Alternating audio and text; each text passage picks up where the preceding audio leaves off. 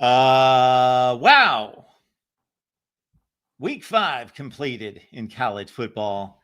And oh, what a night on a Saturday night as we had the two major conferences do battle at the top. Oregon gets it done in the face of a whiteout, 30-24 in overtime. And of course, Alabama goes on the road as well. So we have the two road teams get it done.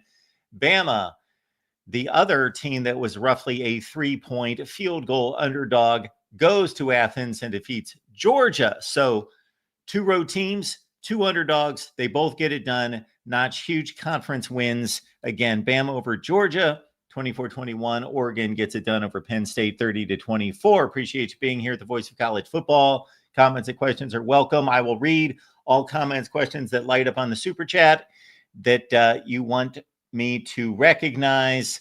And then, of course, I'm going to take your calls, and we will be here as long as you would like us to be here. And that's about it, because we're going to get right to the scores and then to your calls. So let's do it without further commentary from me, other than the most important comment that I can possibly make this entire show that is not of biblical proportions would be,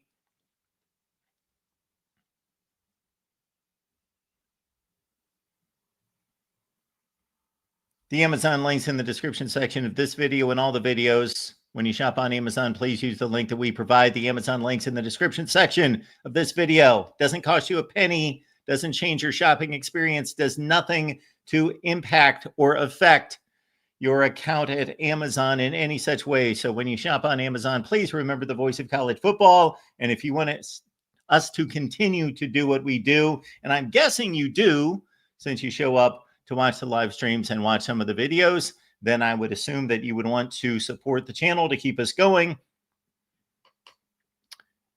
Otherwise, who knows? So anyway, the Amazon link's in the description section. On to the scores.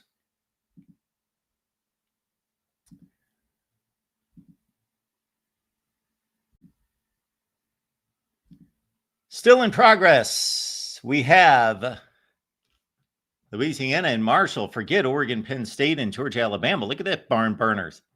Second overtime, Louisiana and Marshall tied up at 48. UTEP trails at home against Louisiana Tech 10-3. BYU at Colorado, and the Buffs lead it 14-3 nearing halftime. Now on to the final score. Stanford pulls one out against San Jose State. Out goes the perfect season. Of course, Stanford had already won a game. Which game did they win? Anyway, I'm forgetting the game that Stanford won because they already have a win on the board. Anyway, 30-29 over San Jose State for their second win of the season. Ohio State over Washington, 24-6. There's the Oregon win at Penn State. LSU in a big one in the SEC, lest we forget. Ole Miss wins at 24-19 over Brian Kelly and company. There's the Bama win over Georgia. Auburn goes to Texas A&M. Aggies win a slugfest, 16-10. Indiana gets it done at Iowa. Tough game there, 20-15. Arizona at Iowa State. Cyclones, big, 39-14. Tennessee and Mississippi State. The Bulldogs are much improved. However, Tennessee gets it done in OT, 41-34.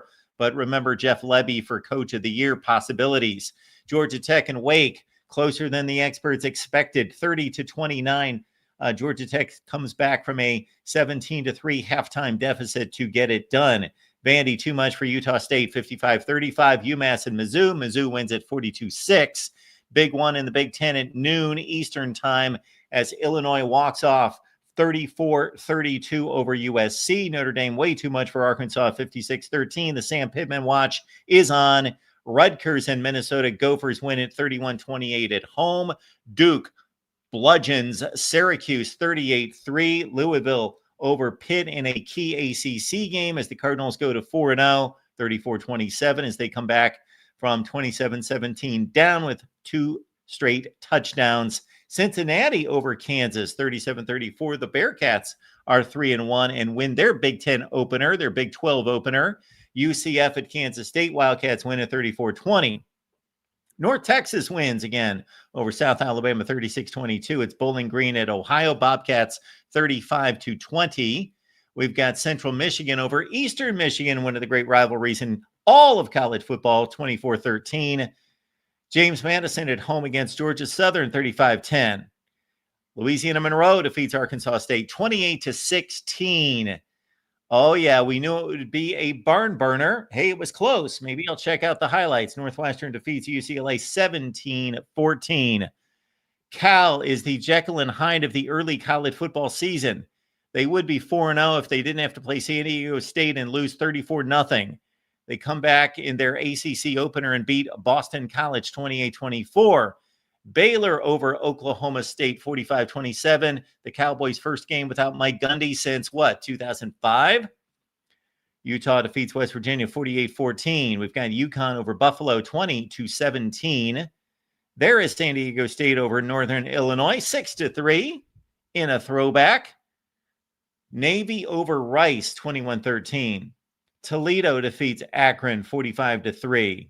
Miami of Ohio against Lindenwood 38-0.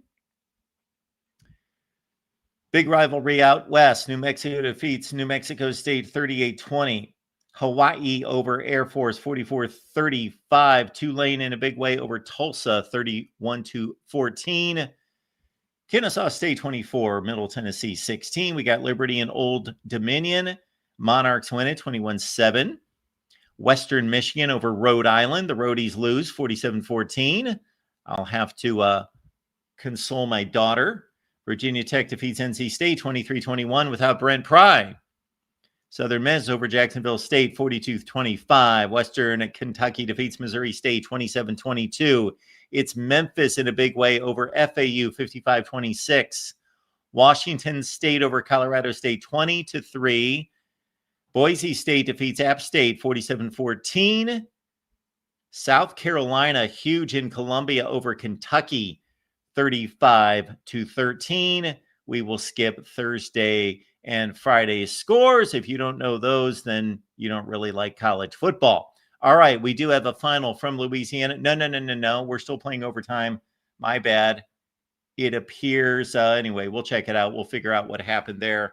Louisiana either trails and they have yet to go final, or they are in possession of the football, 51-48, trailing, needing to kick a field goal to tie or win the ball game with a touchdown. BYU's on the board in the end zone with a passing touchdown, about to make it 14-10. And we see Louisiana Tech leads UTEP 17-3. All right, let's get to the calls. And let's get to them fast here. We got Rob on the line. Rob, what's going on today? Hey, Mark, how you doing? I'm doing well. What's up? Yeah, so I'm actually a little bit away from home, babysitting my dogs in my sister's house, but it was a good day of college football. I would say this is the freaking defense that I think all Notre Dame fans have been waiting for all year, despite Leonard Moore missing his second straight game. And people are going to scoff, Notre Dame haters always, come up with excuses like, oh, Arkansas sucks. But as you astutely pointed out in your Notre Dame versus Arkansas video that you made, the recap, Arkansas darn near won that game against LSU, who, of course, the same people hating on Notre Dame are going to say, oh, yeah, LSU or, Ole Miss is such a great team. And yet Arkansas took them to the limit and really should have won that game. They got Ole Miss got bailed out. And I'm not saying Arkansas is some world beater, but as you also said in your video, they could easily be undefeated if a few things go a little bit differently. So pretty good showing for Notre Dame. Probably, not even close. That was by far their best performance of the year. Offense has been good all year, just the defense. And what I'm encouraged by as a fan is I think the offense is picking up steam every single game. CJ Carr looked great. They're utilizing their running backs a lot better now by actually giving them touches. And the defense actually held an opponent under 20 points. So, and at a pretty good offense of that. So, pretty good day for me, aside from the fact that there was also some excellent football played after that.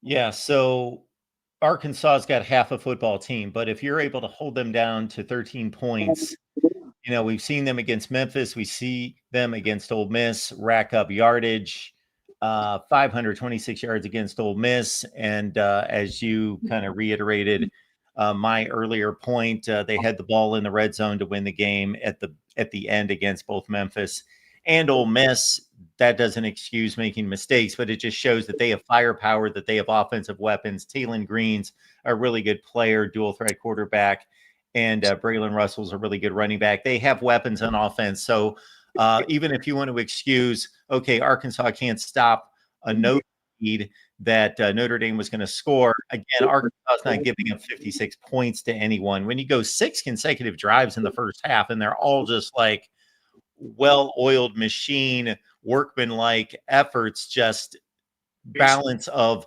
offensive line push, running backs just untackleable, the passing, it all just in sync. And then any meaningful snap in the second half, even that they're just scoring at will. And again, Arkansas is bad defensively, but they're not anywhere close to being that bad. And we know that Ole Miss is a good football. At the very least, Ole Miss is one of the 20 best football teams in America. And Arkansas played inch for inch with them on the road. And Arkansas is typically a difficult place to play. And Notre Dame was able to do that on the road at Arkansas. So I think that this is an extremely impressive win. Now, if they would have gone in there and won 21-17, I wouldn't be saying that. But in the manner that they did, yes, absolutely. Yeah, and I feel pretty confident that Marcus Freeman's post-game conference, and listening to what he was saying, I feel like they're getting their freaking finger on the defense finally. I think he's not going to say it publicly, but I'm pretty sure he's been, riding Chris Ash pretty hard, and he's not one to point fingers. But the defense actually was playing a little bit less zone today, and I just hope that they go forward and put that kind of performance together. What was your most surprising outcome of the day? Like, obviously USC losing to Illinois was pretty surprising for me. Not incredibly surprising. I didn't know, but I was pretty sure Penn State was going to lose to Oregon. I was very sure that LSU was going to lose to Ole Miss. So those didn't really surprise me. What would you say was your most surprising game of the day? Well, off the top of my head, I was out tonight, and I was driving home and listening to the scores and catching up on some information before I tried to catch up with all the games. I was running through the scores and my predictions, and considering at last count I was 9-3 against the spread, I guess not a whole lot surprised me. But what surprised me? I can't say that anything surprised me. Maybe I'll have to go back through the scores and see what really surprised me. Did I pick Illinois to win? No, but did it surprise me? No, I consider those teams to be like a coin flip. USC and Illinois, coin flip. I certainly took Illinois in the points. I picked Iowa to beat Indiana, but it doesn't surprise me that Indiana won. They were the favorite in the game. Shoot, I picked Oregon to win. I did pick Georgia to win, but I thought it'd be a close game. Does it surprise me when Alabama wins? It's tough to surprise me at this point. I've just been watching this sport for 45 years. So I can't really answer that question because none of this stuff surprises me at all. I'm taken back by people's overreaction, which caused the chat to be, if I had a staff, I would do so much more with the information that the feedback that comes back to me, like the many people in the chat that overreacted to Illinois getting blown out, to Indiana blowing them out, and then during our Iowa show, and then also the Big Ten show in particular, you saw all these score predictions of Indiana just annihilating Iowa by 50 points, and then Illinois getting annihilated by USC by 50 points, because of course that one result was supposed to translate to the entire football season. That's right. That's what surprises me, that people watch football for 10, 20, 30 years and they don't learn that, yes, the scores are meaningful, and the results and the performance, obviously, you take away from each game, it's meaningful, but it's not like that's how that team is going to perform all the time against every opponent in every matchup. Well, Mark, I mean, Virginia is clearly the best team in the ACC, and they should move to the SEC and just like feast on the SEC teams, because they beat FSU, and FSU crushed Alabama. So yeah, I mean, let's crown Georgia. So let's crown Virginia right now, right? Isn't that how going to be ahead of all those teams in my rankings, just because of the way I do my rankings? But Yeah, to your point, yes, Virginia is now better than by transitive property. Florida State, Alabama, Georgia, and anyone that those two teams beat. I guess nobody really of consequence, but at least those three, that's pretty good. Yeah, world beater Virginia, Mark. Yep. World beaters. So yeah, the only game that really surprised me this weekend, I'm kind of like you. I predicted a lot of these. I actually was more right this week than I've been the last couple weeks, I'd say. But I'd say FSU losing to Virginia was pretty surprising. I don't, but Yeah. it is what it is. Yeah, I'm not going to say, again, I didn't predict it to happen. I was mulling over that point spread, and I did pick Florida State to cover the spread. So, yeah, if you want to say I was wrong, yes, I'm obviously wrong a considerable amount of time, like everybody else. So I was wrong on that game. Did it surprise me, though? No, I don't think Florida State's a great team by any stretch. Like if Ohio State, they're the one team that comes to mind, and I hate, as I've explained, that this happens to be my favorite team. But I just think that right now, until proven otherwise, they're kind of the gold standard of the sport, especially when we see Georgia losing tonight and Penn State still not getting to the top. So until further notice, and there's a lot of football to be played, I'm not saying they're going to win a national championship, but they're the surest thing. When we've been talking, and you and I have had these conversations about, it's week 2, it's week 3, who's really good? Because then you say, oh, well, they beat Clemson. That's a good win. Oh, is it really a good win? Oh, they beat them. Well, Right. Are they really that good? And you do all that business. The one team that I pointed to say, well, we know that they're probably the surest thing. They have to be the surest thing in the sport would be Ohio State. So if Ohio State went to Virginia and lost, then yeah, that would surprise me. Right. Yeah, I'd say that's a safe pick. Ohio State has been, and honestly, is that the first loss for Washington at Washington in quite some time, right? Early in the broadcast, they put a number up there. It was like 28 straight, something like that. Yeah, so it's hard to win at Washington, which I know a lot of people would say, oh, Ohio State, it was a struggle until the fourth quarter. Well, that's a hard place to play, and it's not like Ohio State was ever in danger of losing that game. If you watch the game, it was pretty clear what who the better team was. So, yeah, I'd say Ohio State is pretty much the class of the crop right now. Time remains, there's still plenty of football to be played, but yeah, you're right. They're the top right now, in my opinion, as well as they should be. But yeah, I think I'm pretty excited about the future of. I still think, and I've said this before. I know, DeReal will probably come on later and poo-poo this, but and I'm not saying that they're in at all. Don't get me wrong, but I still think there's a good path for Notre Dame to get to the playoffs, especially if teams like LSU keep faltering and some of these other teams. Georgia losing to Alabama doesn't help the cause for certain teams, specifically Georgia. But, plenty of football to be played. But if Notre Dame starts crushing everybody and unlocks their defense, I think they can definitely make another run to the playoffs like last year. Yeah, I just don't know. I think I mentioned at the end of that video, obviously, and some of these are minor metric points, but they still count in the grand scheme of things. Syracuse is on their schedule. They got pummeled today. Yeah. And obviously, Pitt lost. They're also on the schedule. And what was the big one? The big one was USC lost. Because obviously USC was the team that had the opportunity to have a big season. Now, that's only one loss, but still... obviously, USC was right there to win the game. So that would have helped Notre Dame's resume down the line. I am not as pessimistic as DeReal MVP is on Notre Dame's chances as a 10-2 football team. I think that they've got a much better shot than he does. Right. Yeah, well, here's the thing. You're totally right. The rest of their schedule is not helping their cause at all by losing and looking kind of bad. But as long as Texas A&M keeps winning, as long as Miami keeps winning, and I think they both will, I think those are a couple of really good teams. Obviously, they're both in the top 10 at the moment. That will help. And look, if Notre Dame, if any team starts against Miami, who's like currently number 2 in the country and loses by 3 points on the road, then you lose to Texas A&M in a game that was blown by a horrible call. I'm not going to get into that, but still, they lost by 1 point in that game to another good team. You start the year with a rookie quarterback. I mean, if Notre Dame keeps getting better and better and better every week, kind of like they did last year and just goes on that run, they can make the playoffs. I'm not saying they will, and they probably don't deserve to anyways, but I have a little bit of hope as a fan, Mark, a little bit of hope.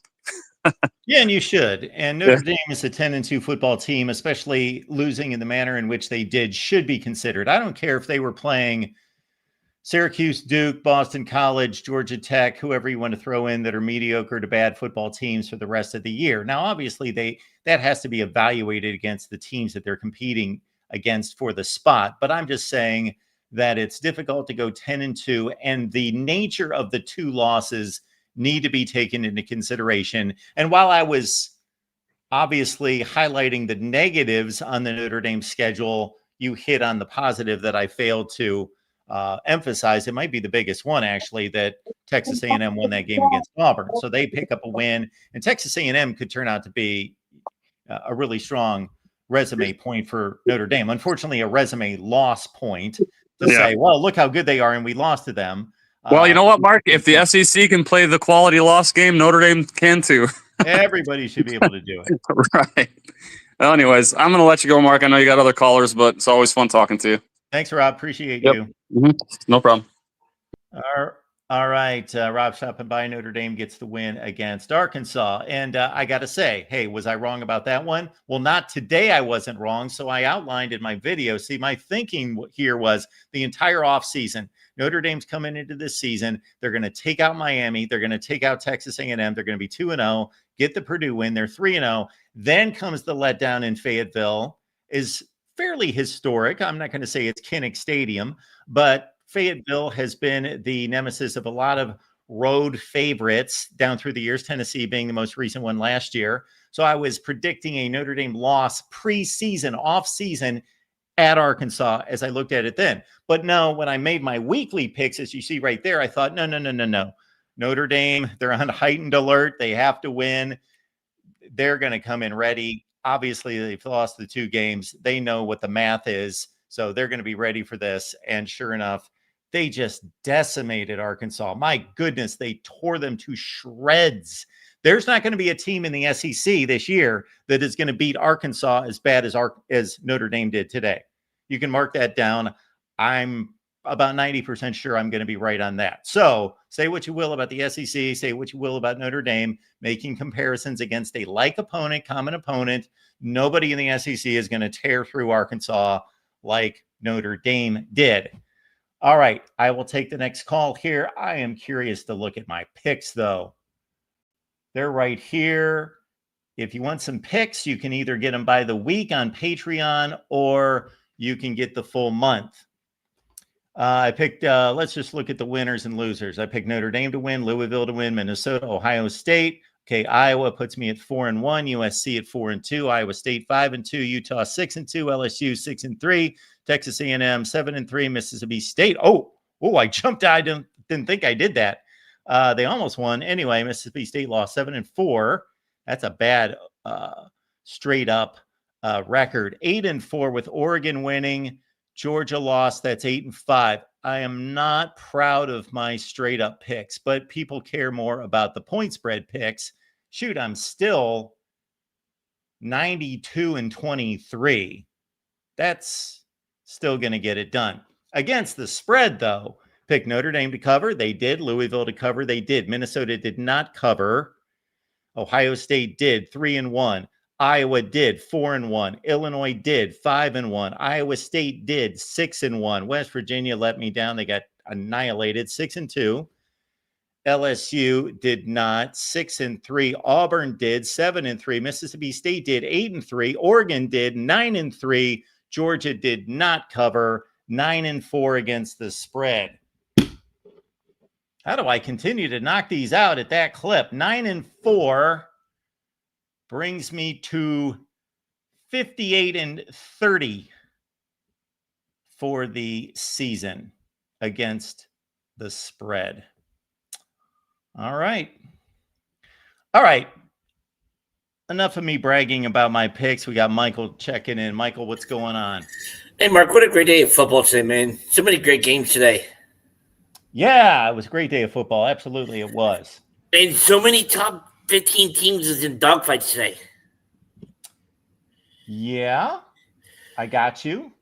Okay, I got to ask you this. Yeah, we know Illinois got their brains beat in last week and the IU had the dogfight today with Iowa. But what does it say more about Illinois coming back to beat USC, or IU hanging on to dear life to beat Iowa? Well, it all means something. It means that Indiana played a remarkable game last week. They played a perfect game or close to it. An Indiana fan's going to nitpick and figure out that they didn't play a perfect game. Obviously, that's never been accomplished in the history of sports, played a perfect game. But you know what I mean. They played a near perfect game. Illinois played a crappy game. Not more than 3 times in 100 times would Indiana beat Illinois that bad. And we saw that today based on reasonable transitive property. You could put USC, Indiana, Illinois, and Iowa in the same basket, and they are all comparable. They could play a round robin, and we would have all sorts of results. We're going to see USC play Iowa at home later. We're going to see, I don't know if we're going to see any of those other teams play. But again, to my point, Illinois, Indiana, Iowa, USC, yeah, we're going to disagree on how to rank them, but they're all 8-4 football teams generally. Mm-hmm. Oh, and I got to ask you this. IU has played a perfect game before. The 66-0 beatdown last year for the bucket. That was about as perfect can be. Yeah, there you go. But like I said, that doesn't happen very often. All right, I got to say, which night primetime game had you impressed the most? The Oregon-Penn State game or the Alabama-Georgia game?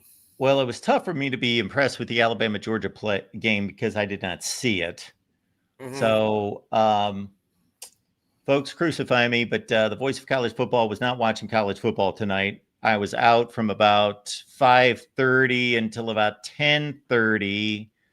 So then I got home and I tried to catch up with all of it. So I whipped through Penn State, Oregon's first half, and then I saw how dramatic it was at the end. So I couldn't get through the second half in time to catch up to overtime. So I just watched Penn State scored the game-tying touchdown and watched all the overtime stuff. I had Alabama and Georgia on my laptop, but I really can't tell you anything about it because I just couldn't pay attention to it. So I guess Oregon impressed me. I expected them.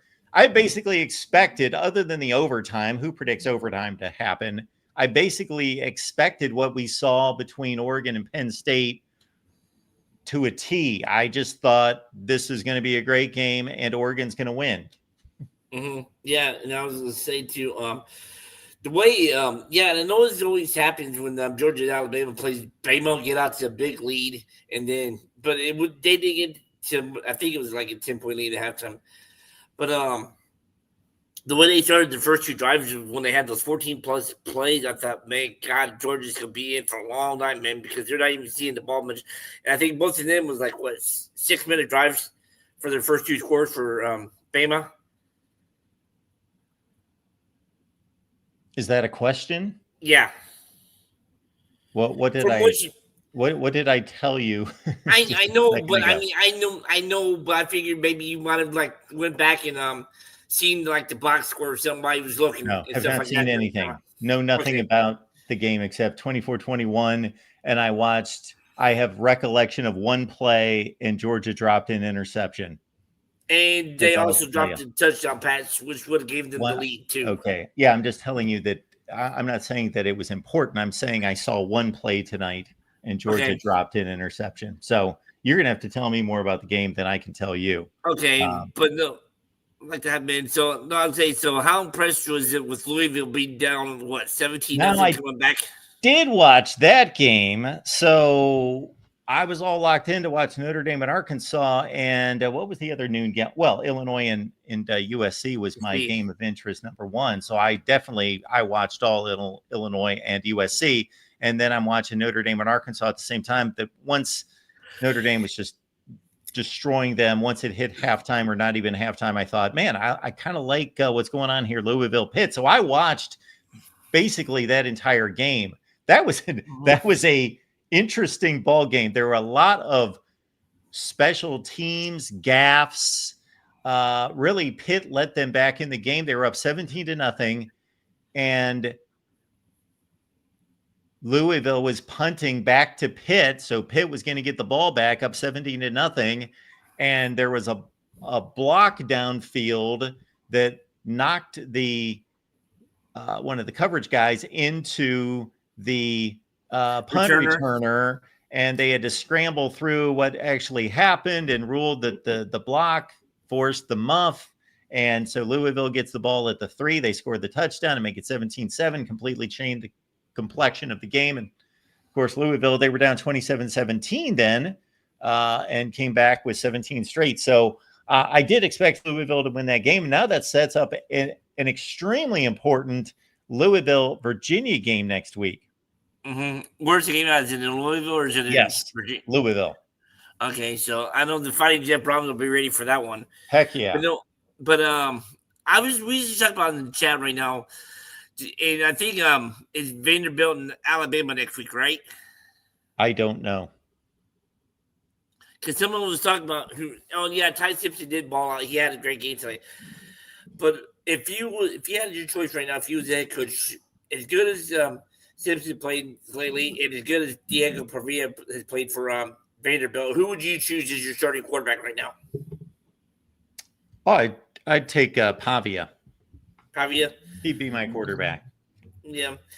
So I got a feeling that could be an exciting game next week and stuff like that. I'm trying to remember this. Yeah, it should be an interesting game next week at Ross State.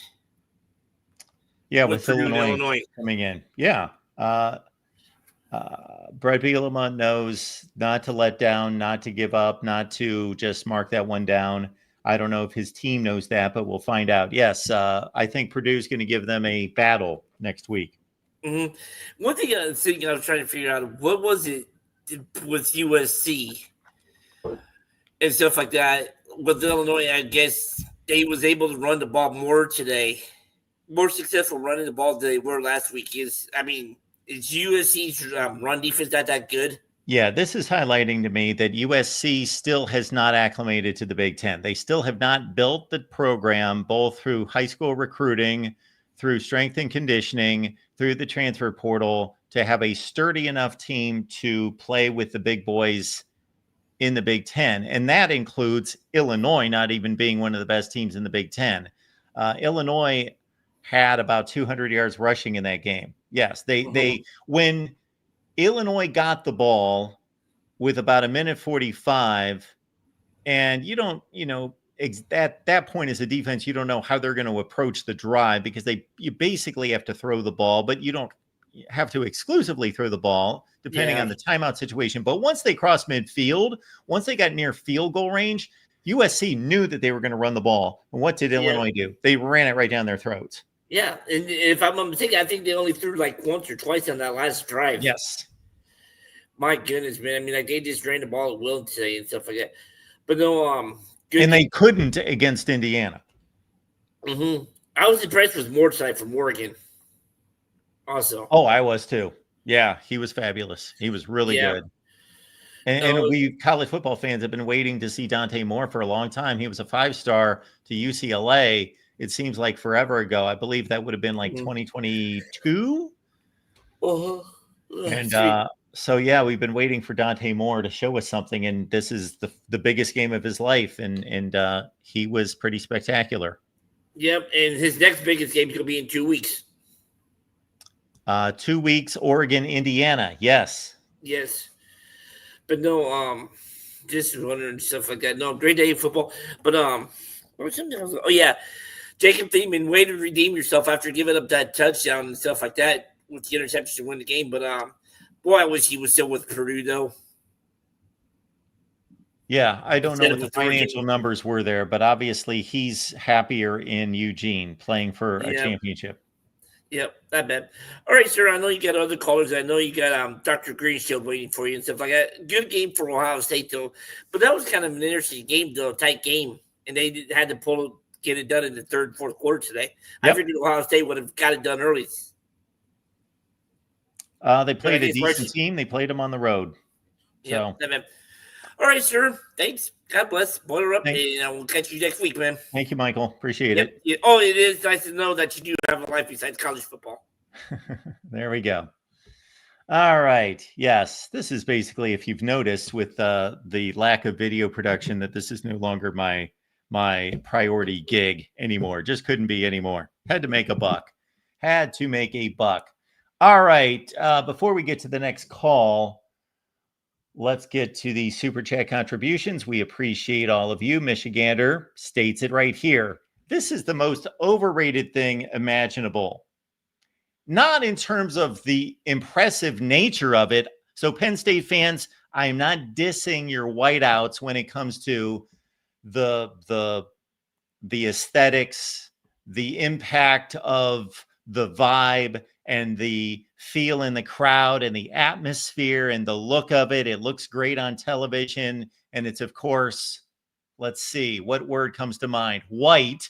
It's white. Yes. So all of that is great. It's one of those college football traditions, which I've seen it listed amongst college football all-time traditions way too high. This thing's been around for 20 years. The thing's been around for 20. I think they made this up for an Ohio State game in 2005. It's been around for 20 years. Okay, it's a great tradition. Do not rank it among the all-time great traditions in college football. It does not come anywhere close to a top 10. Nowhere close. Just be done with that. Come on. It's a nice little gimmick and it's caught on and people recognize it, but do not compare it to all sorts of traditions that we could cite at great schools like Notre Dame and Michigan and Alabama that have been going on for generations. No, it's not. Secondly, to Michigander's point, it's not effective. So it's great. Continue to do it. I'm not saying not do it. And I'm not saying that it's not effective from the standpoint of creating fervor in the stadium, but it obviously has little impact on the game. Penn State's record in whiteout games is not very good. Okay. Michigander, thank you for pointing that out. Michigander comes back with this one. Ohio State is subpar in the trenches, Michigan by 14 plus. All right. Michigander, if you want to give me 14 plus with the Buckeyes, I'm here. I'm available. I'll even take out a small loan. So we can all make dumb predictions, and that's a dumb one. All right. That's fine, though. So great comment. And then you came in with a clunker. So Michigander, as they say, quit while you're ahead. You nailed it right there. Boom. And then, okay, fine. Ohio State subpar in the trenches. But Michigan, boy, they look like world beaters against Oklahoma. They were dominating the trenches in that game. They got freaking dominated. What are you talking about? Ohio State's defensive line is subpar in the trenches. Good Lord. Yeah. All right. Matthew says, Mark, I have been in your camp with Franklin and Aller. I'm completely out. I don't know what my camp is. I don't have a camp. So I have no idea what that means. My camp is the reasonable camp.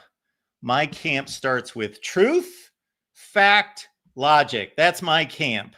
So we could go through the years, and if I had a staff to do it, I would say pull every comment I've ever made about James Franklin and Drew Aller, and the results of my comments would be something close to the reality, which would be James Franklin's a really good head coach who's got a bad record against elite teams, and Drew Aller's a really good quarterback who's made bad mistakes and not developed to the degree that most people expected or Penn State has needed him. And that's been my analysis, which has been, I don't know, spot on. So I don't know what that means. I have no idea what that means. I have no idea what that means. I may appear at times to have been in James Franklin and Drew Aller's camp or their corner when I have had to respond to completely asinine, moronic statements from people who don't understand football, that make idiotic statements about the quality of certain players and coaches because they don't know how difficult it is to accomplish these things because they're just idiots. So I've had to balance out the moronic end of the spectrum and pull it back to something reasonable. Maybe that's been misidentified, incorrectly identified as me being some kind of like James Franklin fan or Drew Aller fan. Just like when I had to go on a rampage, this is what I would like to research. Go back to 2020. I would love to look at every bit of Michigan football content that I produced in 2020 and look at the comments. I don't think they get saved, the live comments of me defending Jim Harbaugh and 80% of Michigan fans saying, get him out of here. He sucks. And then we saw the result of that. And then those same Michigan fans were wanting to build a statue to him 2 or 3 years later. So this is a repeated cycle of overreaction or people really not understanding certain things. Michigander says, are we going to get another Ohio State 10-1, Michigan 10-1 game? We could go through history and see how many of those there have been. It's really not that many, so I don't know what you mean by another one, but we could get one. Yeah, we could get one. Yes, it's mathematically possible that could happen. So thank you for the super chat, Michigander, and I appreciate your new avatar. So that supersedes everything that you stated, whether positive or negative. So that's a good move on your part. Then we've got Kenneth North. Appreciate you being here. How high will Texas Tech climb after this week? How high will they climb? I am guessing, Kenneth, that you were asking about the national polls. If you're asking about my rankings, I can speak to that. If you're asking me to predict what other people are going to vote, I can't really speak to that because I don't look at the AP rankings. The only time I look at them is to see how inaccurate or asinine that they are so that I can then trash them. And yeah, that's all I could say there. Now, I could speak to where Texas Tech may be in my rankings. I don't believe Texas Tech, of course, played this week, but a lot of teams lost around them, of course. Texas Tech's an interesting team. I heard somebody this week, and I have no idea who that was. No idea. That made some kind of claim that Texas Tech is going to dominate the Big 12. It was either, was it McAfee? I would have seen this on social media because I don't watch any of these shows. So the clips that I see are when I pull up X and see something. I think it was McAfee, but I don't want to state this for sure, that was claiming that Texas Tech is going to dominate the Big 12 for the next 5 years. And if that's his prediction, then that's fine. But again, I think we overreact to current situations and propel and extrapolate them. Michigander, 42-27, 45-23. Didn't know 14 plus was a bad take. Okay. Okay. I didn't say it was a bad take necessarily. So let me clarify. Yes, Michigan beat Ohio State by 15 points and they beat them by 22 points. This is a completely different Michigan team. It's a completely different Ohio State team. Okay, got it. Do those scores mean anything? Yes, there are coaches that are still involved. Of course, the head coaches or the head coach and an assistant coach. So they're somewhat the same programs.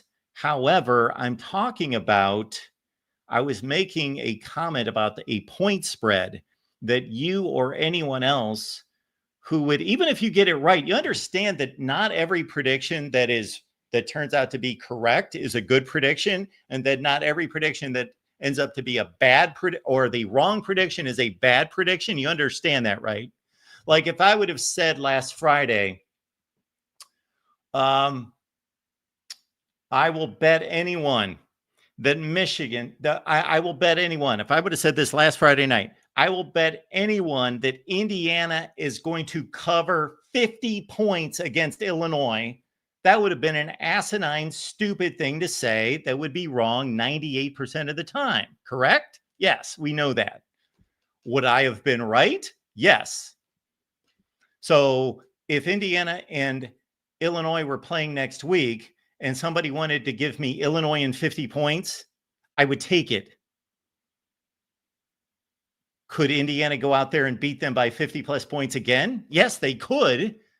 Does that make that a stupid take or a stupid play on my point? No, it doesn't. Okay.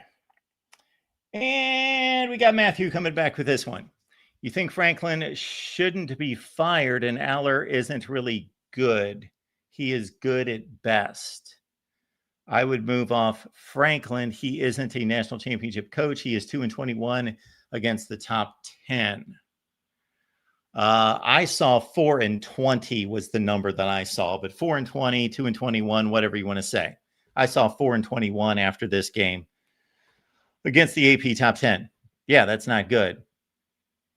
You think Franklin should not be fired? Well, Matthew, first of all, you have to understand that any comment that I've made about James Franklin's coaching was circa post 2024. So conditions change. Like my evaluation of Dabo Sweeney's performance is different today than it was a month ago. Okay. And so forth and so on. My evaluation of Mike Norvell's job at Florida State was different at the conclusion of 2023 than it was at the conclusion of 2024. So I can continue to evaluate, and conditions persist that, yes, if James Franklin churns out 9-3 seasons for the next 5 years and Penn State wants to keep him and they're satisfied with that, or at least they will tolerate that, then that's up to them. And their fans can be pissed off about that, or they can accept that and say, we're good with going 9-3 and finishing in the top 10. They could say that, or they could say that's not good enough. We won a championship, and therefore we're going to go out there and get a championship. That seems similar to what Georgia did with Mark Richt. Mark Richt, it's kind of unfair as a comparison because the playoff system was much different. Mark Richt would have been coaching at how many playoffs? In a 12-team playoff, he would have been coaching in 8 or 9 playoffs. He finished in the top 10 8 times. He would have been in a 14 playoff 3 or 4 times. But still, Georgia said, okay, this guy's finishing in the top 10 in the country, but we want to win a national championship. We are going to take this chance and get rid of him. And my response was, Mark Richt is an excellent football coach. He is one of the 10 best football coaches in America. I will die on that hill. Circa 2015, Mark Richt, one of the 10 best coaches in college football. However, Georgia made a decision and it paid off. So Penn State could make the same decision and they could either pay for it or it could pay off. That's their determination, first of all, of what their expectations are and what they are willing to do. And number 2, their competency in replacing James Franklin. So I don't have any issue with James Franklin being fired. I'm just saying it's easy to say fire this guy and fire that guy. It's tougher to say who's going to replace him and are they going to go better than 10-2 just about every year? Because there's only so many teams that win national championships. Those teams are few and far between. There's how many teams have won the national championship in the last 10 years? What, maybe 5? And one of them, LSU, it was putting together the right team and the right quarterback and the right receivers 1 year. The rest of them were programs. Ohio State, Alabama, Clemson, Georgia, Michigan. 5. Yeah, I'm not missing anyone. Those are the 5 national champions of the last 10, make it 11 football seasons. Last 11 football seasons, we've had 5 national champions that were programs, that were built, that sustained winning. LSU didn't sustain winning. They were kind of a mercenary team of sorts. although it was not the transfer portal, it was recruiting at the time. So I have no issue with, I never said that James Franklin shouldn't be fired. I would dare anyone to find video proof that I have ever said that James Franklin should not be fired. I simply said that he's a good football coach.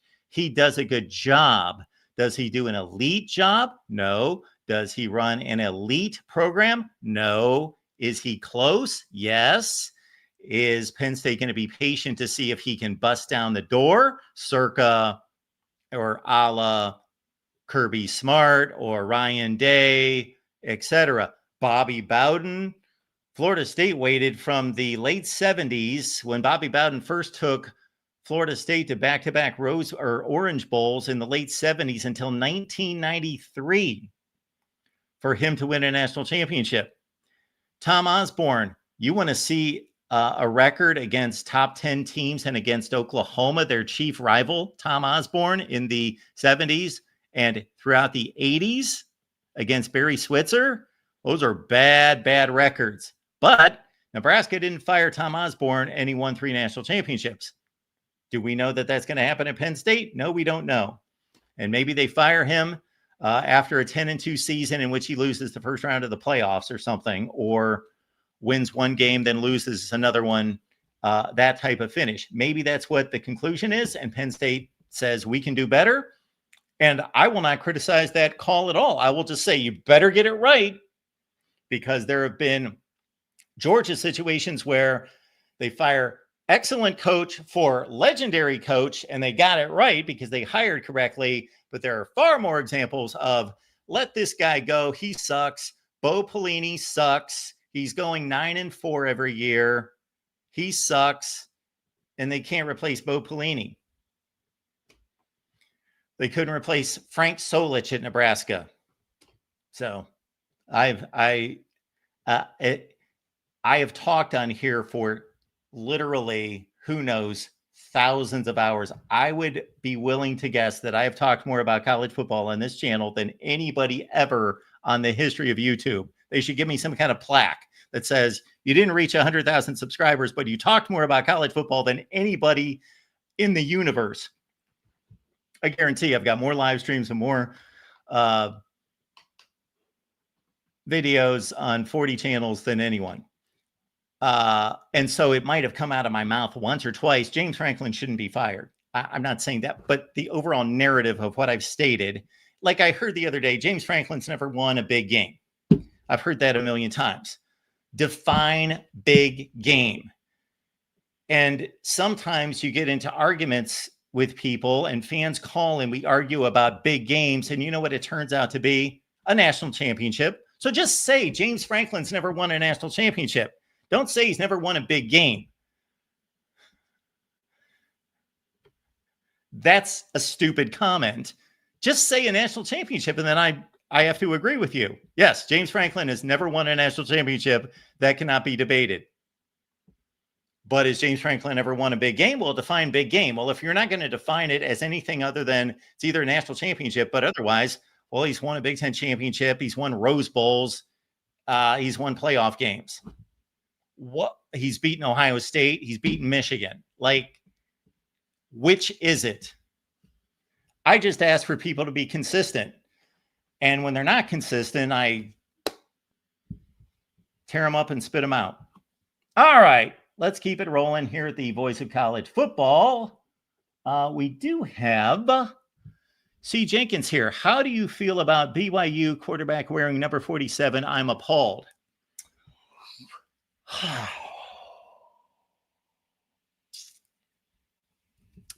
I have gotten to a place in my life where I don't really care about things like that. I probably would have told you, although I've been very consistent in my life about a lot of things in sports about my viewpoint. I believe you could have caught me at certain times thinking, you know, NFL players, and I enjoyed when the 80s were the wide receivers and the 20s and 30s were the running backs, and the 20s and the 30s and 40s were the defensive backs, the 50s, 60s, and 70s were the linemen, etc. But now I think they're all over the place too. I think a little bit. because that was probably impacted by college football being all over the place. I think it's kind of, I don't know. I don't care. I'm sure he does it for a reason. And I did see that when he was elevated to the starting quarterback spot, and I forget why. I'm sure because of high school or something. So I respect that you're appalled, because we all have our idiosyncrasies about what we care about. So not everything I care about. I think the older I get in life, the more I care about just important things. But do I still care about stupid things? Yes. I'm on record of being on social media almost every day, being pissed off about dumb things that don't really matter. So none of us are above that, or few of us are above that. And I'm not. All right. We got our buddy David stopping by. David, thank you so much for your appreciation for your contribution. And I appreciate you being here, David. You're a loyal supporter. Thank you so much for that. Another $50, and we will talk football for another hour. Well, the way I'm yapping, I'm going to talk all night, because we're obviously going to take all these calls as well. So, David, thank you so much for that. All right. Next up, we got Hunter on the line. His Alabama Crimson Tide with a big win against Georgia. Hunter, are you Good with evening, us? Mark. How are you? Hey, how's it going? Yes, sir. Can you hear me? Yes. I'm good. Can you hear me? Okay, good. Well, I know you said you didn't get to watch much of the Bama game, but I can kind of sum it up for you in this. I hope to Alabama was watch dominant this. in the first half and on offense. I'm sorry. I think we're on a bit of a delay, so I'll just shut up and let you talk. But I stated that I would like to watch it this week. Go ahead. Yeah, dominant in the first half on offense, and they have a defensive breakdown on the secondary with Damari Jackson giving up a touchdown, and then we kind of dominated the first two quarters, and then coming out of halftime, Georgia just got some momentum going with the run game, and was able to get it to get us within 3 points, and Alabama just kind of held on defense and played better toward the end of the fourth quarter on defense, but we still gave up some big time rushing yards, and we had a penalty that I thought was dumb. There was a targeting call that I don't think should have been called, but um, then that happened, and then they gave a big run. They gave the ball to Caden Proctor as a screenplay on to get us down to the goal line to set up a touchdown.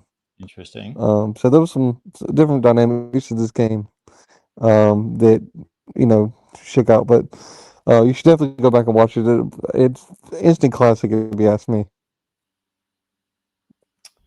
Yeah, I would expect no less from those two teams. And I think most of College Football Nation was expecting Georgia to win, because there's just been this certain mindset that many of us have taken to. And I have to admit, I've taken to it to a limited degree, that because of Alabama losing games to opponents last year in ways that we would have never imagined under Nick Saban, and losing 4 games, and then the performance against Florida State, that this is just a team that would have no chance against a Georgia. Like I took a call the other night when somebody said, I can't believe Georgia's only a 2 or 3 point favorite in this game against Bama at home. And I tended to agree. I said, yeah, I look at it the same way, but we were wrong. And to be honest with you, Mark, I went into this game not thinking Alabama was going to win it. If I'm completely honest with you, just because of those things that you just spoke of. But I thought that we did a good job of playing good with good plays affect us, and so that's what I'm proud of for this team of having that resilience and that grit to um to um to just push forward when things weren't the greatest. Yeah, it's a huge win. It's got to be, well, I guess since last September's win against Georgia the biggest win for Kalen DeBoer. But at that point, we didn't know that Bama was going to have a down year and miss the playoffs. So I got to say that this is the biggest win in Kalen DeBoer's short Alabama career. Oh, for sure. And let me ask you about this. What do you think about Kalen and then playing so many guys in the rotation? I mean, we played 5 or 6 guys on offensive line and on defensive line. We just threw so many bodies in there.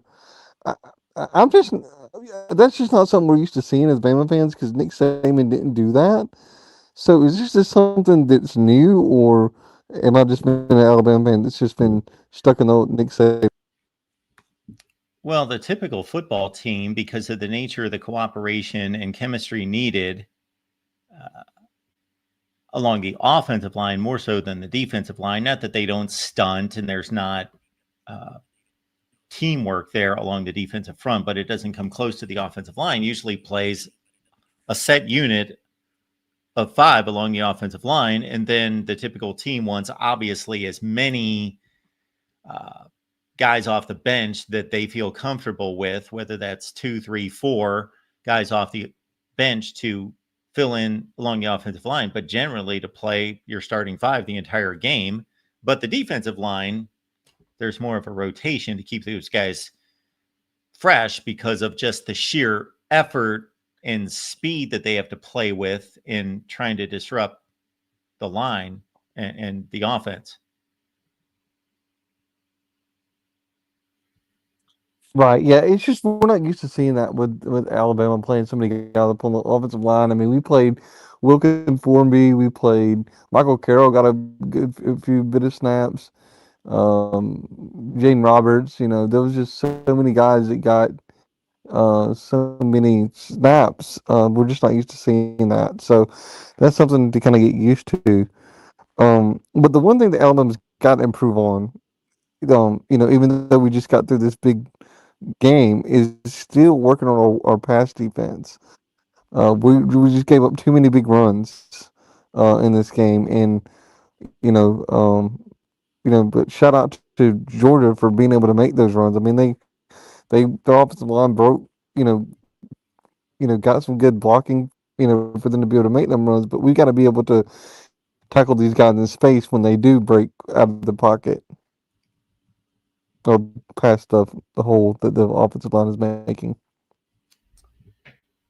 Yeah, and now the narrative surrounding Kalen DeBoer is going to be don't allow this team to let down and follow up an enormous win with a letdown. Right, and you were talking about like a lot of the overreaction. Now, what we're going to see is the same Alabama fans that right after the Florida State game was saying that they didn't want to fire him. Now they want to. Now they're going to want to act like he's the greatest thing since sliced bread. And I've been here the whole time saying, let's not give up on this guy, even though he had one bad game. Let's give him time to develop and to do what we paying him $10 million a year to do. And this is why we paid him $10 million a year to win games like this. So we just got to have the 24-hour rule and get back to Tuscaloosa and prepare for the next opponent. There you go. Anything else, Hunter? Yeah. What in the world was up with Florida State Friday night? Oh my Lord! I was just so. They had so many chances in that game to win that game, and they just let Virginia just win it. I mean, Are we just really let that them have it. surprised? Said, here you go. Here's your win. Yeah, they did. But are we really surprised at the outcome of that game? I'm a little surprised. I'm not totally in shock, but I'm a little surprised that Florida State went there and lost that game. But I expected them to win the game. I thought they would win. Oh, I thought they'd win. I picked them to I win, but it picked them didn't to win the surprise game. me at all. Right, right, and And I was wrong about this. I thought Penn State was going to win tonight. I thought, this is their time to shine. They've got to win this game. It's a must win type of game for James Franklin, and um, I thought they had some hope right there when they tied it up, and just Oregon did what Oregon does, and you know, so just Okay. Hunter, this we'll is have why to we let love you the go sport because because we've been it's like this. you're cutting out quite a bit. So call back soon. Thanks, Hunter. All right. Yeah, it's kind of difficult to hear him. All right, let's rip through these calls. Nolan, what's going on tonight? Hey, Mark, can you hear me? Gotcha. Yeah, I want to talk about UW. I thought that was a bit of an interesting game we had today in Seattle. I didn't think UW was going to win.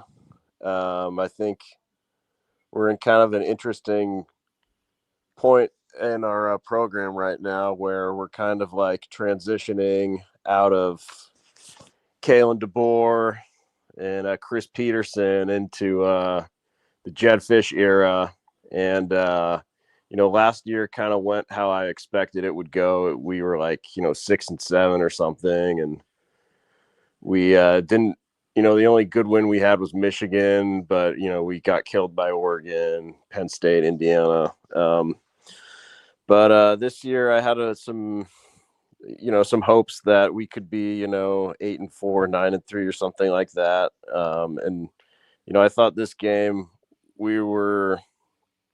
thought we were going to lose, but I thought we were going to lose in a different kind of way. I thought both of the offenses were really going to show up today, but that, for most of the game, that didn't really happen. So I was kind of surprised by that. I was pretty impressed by the UW defense for the first, 3 quarters of that game. Watching them play against Wazoo and Colorado State, it was not very inspiring.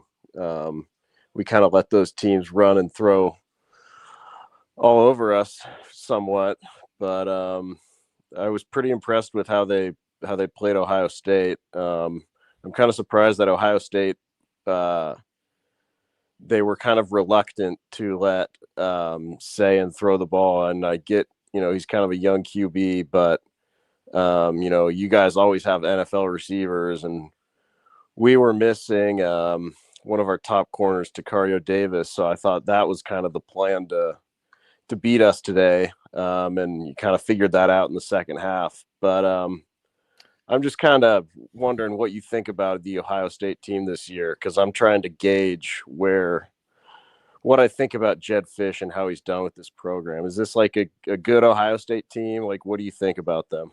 Yeah, well, first of all, I think Jed Fish is a really good coach, and I think UW is in good hands. So I take away mostly positives away from what was an 18-point loss because of everything that you just cited about it being a competitive game until late. So I understand people's surprise that Ohio State's not opening up against these teams, and specifically in this game, because you mentioned Takario Davis, you mentioned Ohio State's NFL receivers. They probably have the best unit in college football. However, I think the Texas game was the blueprint. And once we watched the Texas game, if Ryan Day, until further notice, he's got possibly the best defense in the country. And if people cannot score against them, Texas couldn't score against them until there was like 2 minutes left in the game. And Washington could only score 2 field goals against them. Now they were knocking on the door a number of times in the red zone, but whatever DNA was built in this defense in the red zone and at the goal line last year has taken effect and transferred to this season, because I just think Ryan Day's thinking until somebody proves they can move the ball or more accurately and more importantly score against my defense, then why would I give the game away? Yeah, I think that it kind of nails it. Because obviously UW wasn't playing great teams to start the year, but they were scoring a ton of points. They were moving the ball pretty effortlessly. Yeah. And, just the fact that they couldn't even get a touchdown today was pretty disappointing. But, putting it in the context of like that Texas game, like, yeah, I mean, Ohio State easily could be the number one defense in the country. And then when I think about it like that, well, not so bad for a UW team that's still, we're not quite ready to compete yet with everybody else. We're still building things up from when we got scavenged by Bama and transfer portal and whatnot. So, Yeah. Yeah, this team, if I do the numbers here real quick, they've given up 22 points in 4 games, and they did play Texas and Washington. They've given up 5 points a game. and what were the other two teams? Oh, well, the other two were Ohio, which did beat West Virginia and put up 31 against Rutgers. They gave up 9 to Ohio and 0 against Grambling. Okay.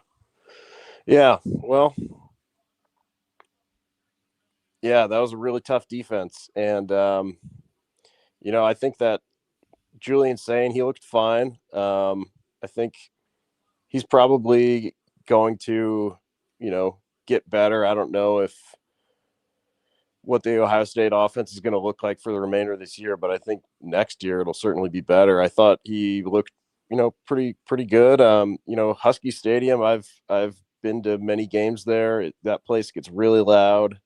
The design of the stadium is, it's kind of like the Seahawks Stadium, where it gets all that, noise gets pointed down at the field. So I thought he did a good job. And I guess I'm, kind of going to have to take a moral victory for the Huskies because, usually when we would play these games, 10, 15 years ago against a juggernaut, like, every year we'd play Oregon before Chris Peterson got there, it looked like we didn't even belong on the same field with them. But I think we held up pretty well today, so I can't be too mad about our performance. But I think Ohio State they were just better. So, yeah. Yeah, they Washington made them scratch and claw for everything that they earned, and it was not a close game, but it certainly wasn't a blowout. It was a slow grind of a better team on a team that wasn't quite at their level, but they made them earn it, down after down, and they just wore them down and finally kind of broke through and put them away. Yeah, I agree. All right. Well, that's kind of all I wanted to discuss. So I'll let you get to some other callers. Thanks for taking my call. Thanks for being here, Nolan. Yeah. Keep in mind, everyone, that we do this each and every Monday, Tuesday, also Wednesday and Thursday and Friday and Saturday, of course, after the games. So I kind of make a judgment call on the Thursday and Friday games. Like Thursday, nobody was playing of relevance in my eyes. Friday, I thought we had 2 good football games, so we came in after the TCU Arizona State game, and then we're late night, obviously, here after the ball games, prime time on Saturday. And the rest of the week, Monday, Tuesday, Wednesday, Thursday are 10 p.m. Eastern time startups. So join us every night. We got Michigan Man chiming in. Michigan Man, what's going on tonight? Hey, what's up, Mark? Can you hear me? I got you. Cool. Look, man, there's 4 things I know in life, man. Death, taxes, Georgia losing to Alabama, and James Franklin losing another top matchup in the last 9 years now. Yeah. What do you think it is? Do you think with Georgia, do you think it's a mental thing at this point? Or do you think, what is it, man? Well, how is it a mental thing when they have beaten Alabama? I agree. They beat them in the national players. So you've got. So, on one hand, we can argue, Well, the players are all different. They're just completely different teams. How in the world does what happened in 2018 in the SEC championship game affect today? And then other people like to kind of lump it all together, and Georgia's Georgia and Alabama's Alabama. Well, the truth of the matter is Kirby Smart's Kirby Smart. So he has lived through all this. He has coached through all of this. Many of his coordinators or assistant coaches, I should say, have come and gone and been part of many of these. But obviously, we've got a whole new situation at Alabama. I would buy into it a little bit more if Georgia would not have beaten Alabama in a national championship game. So they've lost all of them except for one. So they've shown that they can beat them. And again, they're just different players. Yeah, no, I agree with you. I do think they're look. I know they won it. I know they beat him in the national championship game, but I do think there's something about. I do think his team gets a little tighter than against Bama than they do against other teams. I think there is something that happens. If they do, and it's now with Kalen DeBoer on the sideline. So this is the first one with Kalen DeBoer on the sideline. So this is the second one. Oh yeah, I'm sorry. Yeah, so they had the big comeback last year, yeah, where they came up short. So 29-28, I believe, was last year. Yeah. So Kalen DeBoer's got two of these. So if anything, I got to think that these kids, they know who Alabama is, obviously, and what the uniform means and all that. But very few of them really have looked into 2017 national championship game and 2018 SEC championship game, et cetera. But so I got to think, and I would hope that Kirby Smart is better than this, but we're all human, that his paranoia, his nervousness, his nerves leading into this have impacted his team. I don't think that they've come up with this by themselves. I think he's the origin of it, if it does exist. Yeah, no, for sure. I think this is going to be more and more going forward. This another year, just like last year, except for I feel like Ohio State in the playoffs last year was clearly far and away the best team. But I think generally, there's so much parity now. Like I know, Ohio State's the number one ranked team in the country, but I feel like all these teams are vulnerable and they can get got. More so than I feel like, in a lot of the years in the past, I feel like it's just going to keep trending that way. Do you agree with that? Yeah, so I don't think there's going to be parity that's like widespread, like it's the NFL, where a 4-12 team can win the Super Bowl 2 years later. I don't think anything crazy like that. But I think among the elites and another smattering of teams, like the elites have. Now, this has yet to be seen, but I wouldn't be surprised if, like you say, the elites have stretched out to more than 4 or 5, to maybe 10. But yeah, I don't expect like Big 12 teams to be winning deep into the playoffs and beating the Big 10 champion or anything like that. I think it's still isolated to the Florida teams and the SEC and the Big 10. Yeah, I agree with that. I guess what I'm saying is I don't feel like the cream of the crop is so much far and away better. Like in years past, right? I could watch a team and I could be like, man, I don't know how you beat that team. Like I'll watch a team and it'll be like, it's just so clear. These past couple of years, it just hasn't really been that. I would say that there's a team that's probably the best team, but you didn't feel like, man, that team, I'd be scared to play that team where that team's clearly the best team, like far and away, and that no one else can compete. I don't feel like that this year either. Yeah. Yeah, to your point, obviously, we watched a 14 playoff, and most years there was at least one blowout where the 4th seed team could not compete with the 1 seed. Like it was like a drop off. Like there were 2 great teams, and then the other 2 weren't close, or 3 great teams and 1 didn't belong, or something like that. They belonged because they earned the spot, but like Oklahoma has given up 7 touchdowns in the first half against LSU. Like they clearly did not belong. Absolutely.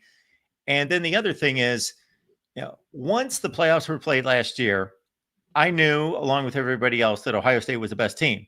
I thought they were the best team at the beginning of the playoffs, but I didn't know if their heads would be screwed on straight. So they were obviously, it was not consensus by any stretch that they were the best team to start the playoffs.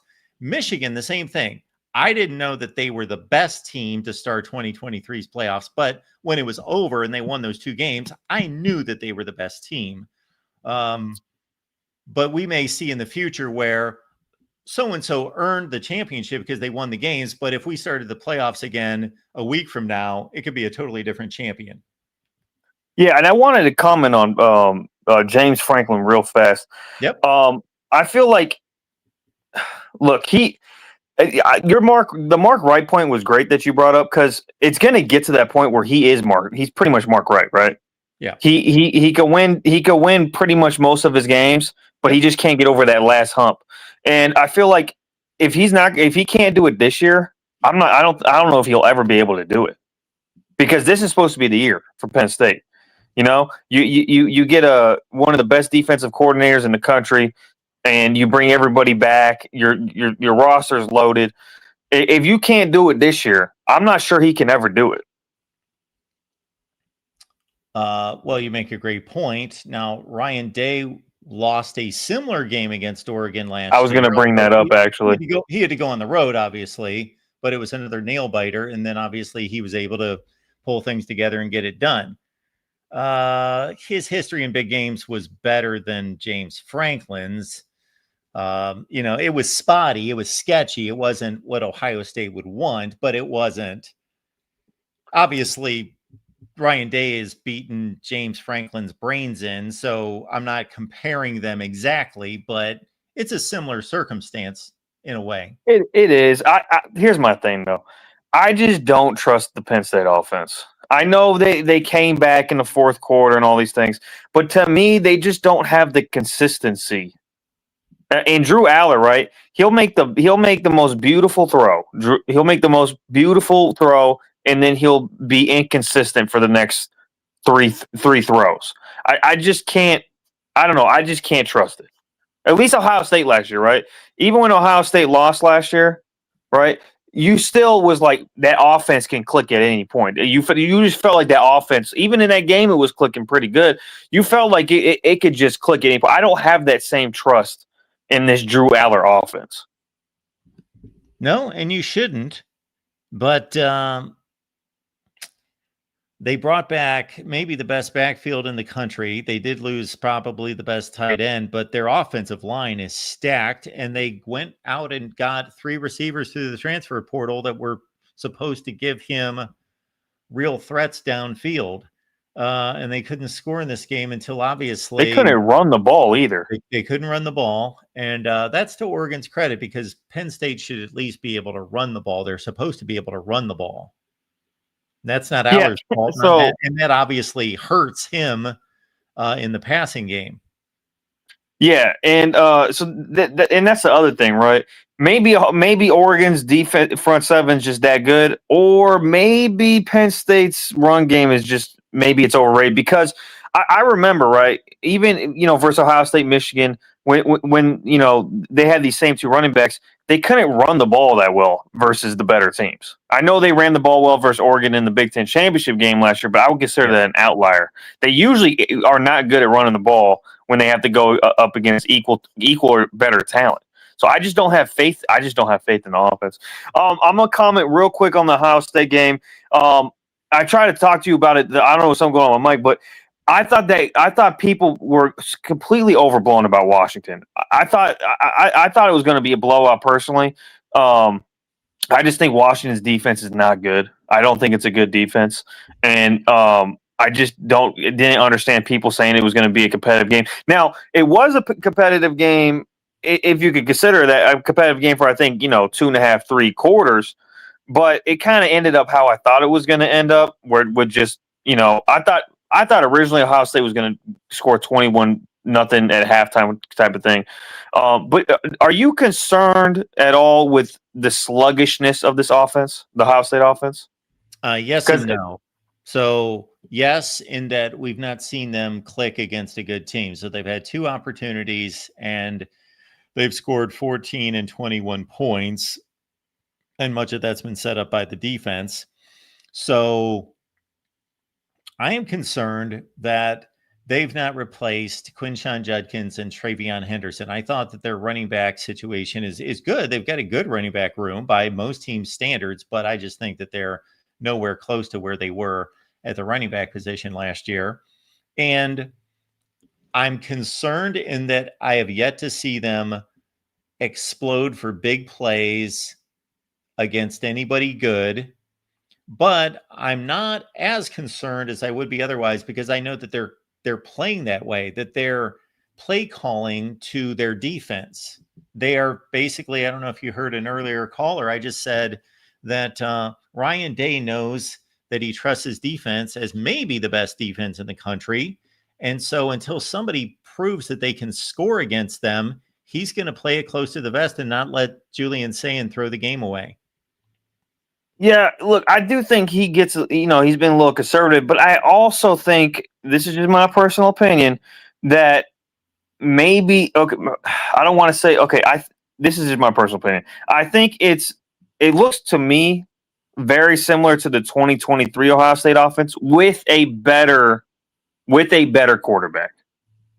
That's what it looks like to me. It looks like the receivers don't get a lot of separation. Obviously, Jeremiah Smith is a freak. He's going to do his thing. But Brandon Ennis, for example, do you think Brandon Ennis has been a disappointment? Because I haven't really noticed him.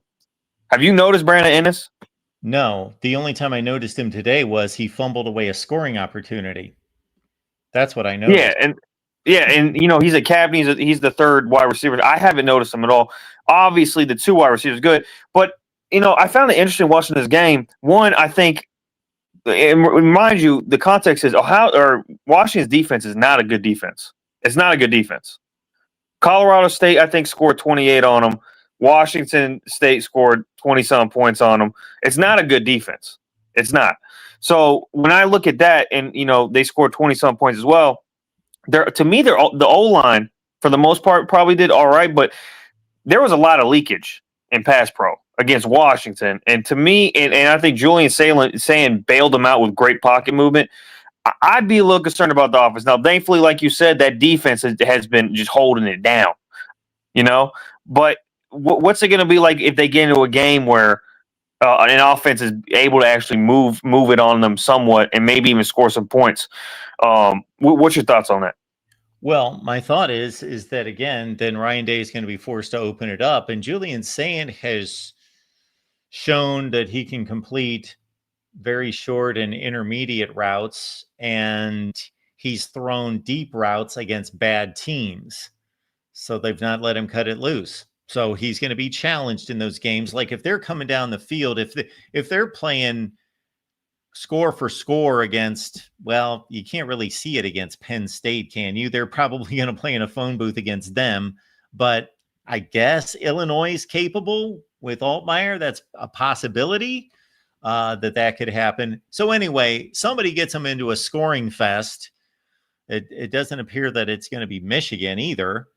So I don't know who this team's going to be. Maybe it's going to be in the playoffs that they're, having to try to keep up with Miami.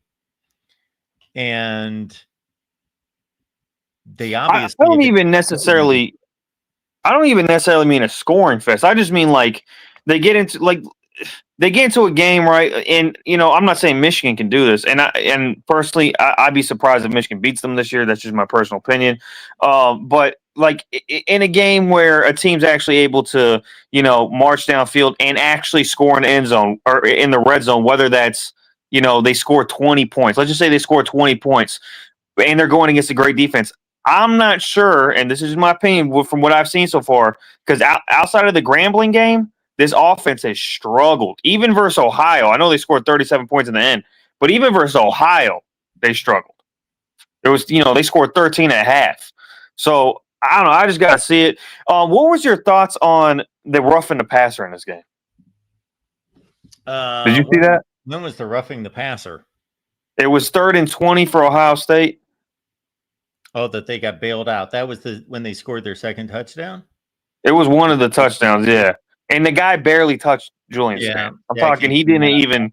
I was getting ready to leave, and I only basically saw the first half and into the third quarter. Okay. What was your thoughts? And I found this very interesting, and I've never seen it before. Don't they usually give a sideline warning? Not just straight Yes, away 15 yards? I thought that was stupid, was garbage at the beginning of the game when they're throwing a flag on Jed Fish. Now, come on. Warn. You don't want to impact the game. Now, the coaches should be warned, and then if they persist, then you go to the flag and unfortunately impact the game as an official for something that has nothing to do with football if they're going to be persistent about it. But yeah, I did not agree with that. I thought that was bad. Just thought that was awful. It hurt. Who knows what Washington would have done with the ball? They just completed a pass out to about the 30, and that backed them up inside their own 5. Yeah, I hated that. Yeah, and they showed the sideline too. And I mean, was he? I think he was literally just standing in the white. It's not like he hit a. I didn't see. What did he do? I don't even understand what warranted. Because almost every time they're giving a warning. I don't think I've ever. I'm trying to think. I don't think I've ever seen them just straight up no warning, 15 yards. I don't think I have either. And if we looked at the white on those sidelines all the time, there are people in the white. Now it's not as bad as it used to be because they've really clamped down on it. But they're still they don't call it to the letter like everybody's toes are behind the white. It's there are people standing in the white here and there a little bit. That happens all the time. Now, I don't know if Jed Fish was practically on the field and it was just play after play and they maybe warned him unofficially, maybe say, coach, come, back up. There were some of those kind of comments, maybe, but we don't know that. But I'm with you. Yeah, but I think it's standard. I think it's standard for every time I've seen it, they throw the flag, right? And then they'll go, after they throw the flag, they'll go, hey, sideline warning. But it'll still be a flag, but they'll go sideline warning. Sure. And then on the next one, it's 15 yards. Yes. And the Washington quarterback threw the ball really well in this game. Yeah, he did. They just couldn't score in the red zone. Yeah. I mean, that's really the story of the game. And I was surprised by all the false starts, too, that Washington had. Yeah. Yeah, I was like, wait a minute, are you guys on the road or are you guys home? I'm confused here. Because that ruined one of their drives. Completely ruined it. They got it within the 2, I think. The 2-yard line on first or second and goal, and then false start and whatever. All right, Mark, well, I'm gonna get out of here, man. Great day of football. I have no idea who's gonna win that. I don't have a pick on who's gonna win that championship. This is like completely up in the air. There's a bunch of teams that could win it, so I got no idea. So we'll see. I'm glad to have a stress-free Saturday where I don't have to, have my heart going through my chest with Michigan doing stupid stuff. And we'll continue this next week, man. Go Blue. All right, good stuff from the Michigan man. And what was I going to note there? I forget now. Anyway, we'll whip through these final 3 calls. We're way over. We've got our buddy Adam here. I can only imagine here. As soon, Adam, you have beaten this into my skull so many times. Who do you think I was thinking of when Drew Aller threw that pick in overtime? Who do you think? Guess. You got one guess. I was thinking of our buddy Adam. Drew Aller has no class and must rest. Penn State is done, but watch out for Alabama. They look like a national championship contender. There's somebody on the show tonight. And since we've got a show of 1, I wonder who that could be that actually picked a national championship game between Ohio State and Alabama. All right. Keith's on the line. Keith, what's going on? Hello, Keith. Hello, Keith. Keith. Going once, going twice. Hello, Keith. All right. Call back, Keith. Hall of Fame Trey. Trey, what's going on? Hey, what's up, man? What's up, Mark? I'm doing well. I'm all right. I'm glad I'm back on the show. I'm glad I keep coming here every week, it seems like. Love it. I got a few notes before we get into something crazy. It seems like Georgia can't beat Alabama besides the championship. It's like they don't even want it. It's like Georgia don't want it, and Alabama want it more.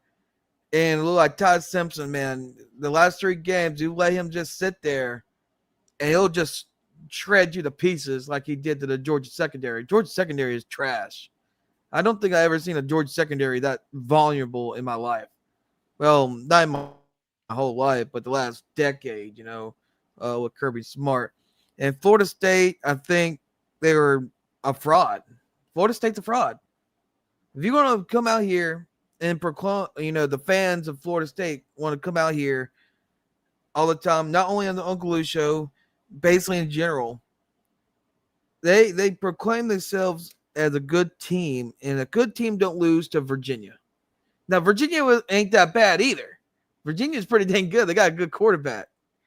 But you can't come out here with you don't play the below average like them. You don't play down to your team.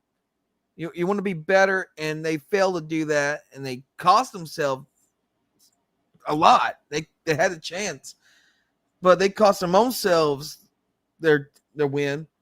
And Mississippi State, it seems like everybody was trashing on them. No one wants to talk about them. Tennessee seems like they want to sleepwalk through Mississippi State. Mississippi State's quarterback is great. I don't care what anybody says. Mississippi State, nobody's taking them freaking serious. And Mississippi State, man, they're going to surprise some people, man. What's his name? Blake Sharpen? I think that's his name. Yes, the Baylor. Oh product. My God, yeah. That guy, he could be the next Dak Prescott, man. That we haven't seen.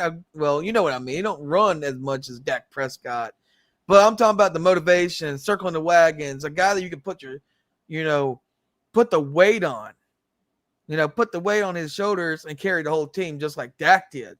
I don't think I've seen a Mississippi State quarterback that did that since him. And Nick Fitzgerald wasn't that good either. So it was amazing what Blake Sharpen did, in my opinion.